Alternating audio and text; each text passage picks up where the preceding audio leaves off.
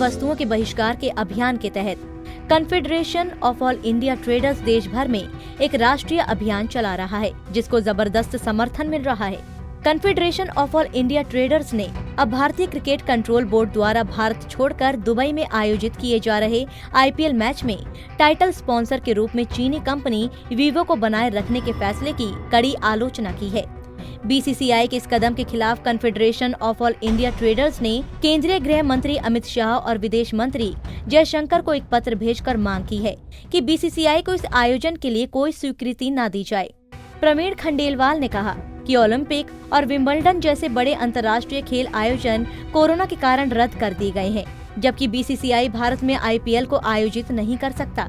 ऐसे में दुबई में इस कार्यक्रम को आयोजित करने का निर्णय लिया गया है। क्रिकेट कंट्रोल बोर्ड द्वारा IPL आयोजित करने के संबंध में चीनी कंपनी वीवो को टाइटल स्पॉन्सर बनाने का जो उनका निर्णय है, पूरे देश के व्यापारी इस निर्णय के बिल्कुल खिलाफ हैं और हम चीनी वस्तुओं के बहिष्कार का जो अभियान पूरे देश में चला रहे हैं उसके खिलाफ है ये। और जो हमारे प्रधानमंत्री श्री नरेंद्र मोदी के नेतृत्व में लोकल पर वोकल और आत्मनिर्भर भारत का जो स्लोगन उन्होंने दिया है उसके भी खिलाफ है।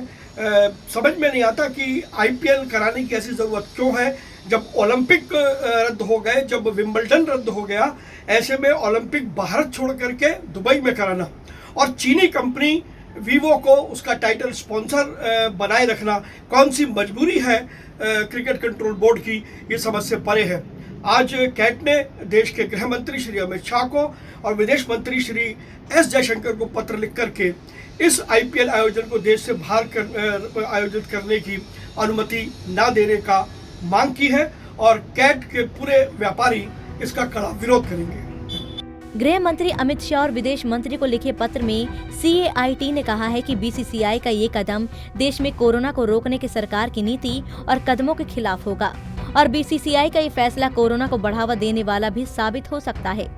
पत्र में कहा गया है कि पिछले महीने जून में भारतीय सीमाओं पर चीन की व्यवहार ने चीन के खिलाफ भारत के लोगों की भावनाओं को बहुत बढ़ावा दिया है और प्रधानमंत्री नरेंद्र मोदी के नेतृत्व में केंद्र सरकार लोकल पर वोकल और आत्मनिर्भर भारत के उनके आह्वान को यथार्थ में बदलने के लिए अनेक कदम उठा रही है। ऐसे में BCCI का निर्णय सरकार की इस नीति के बिल्कुल विपरीत है।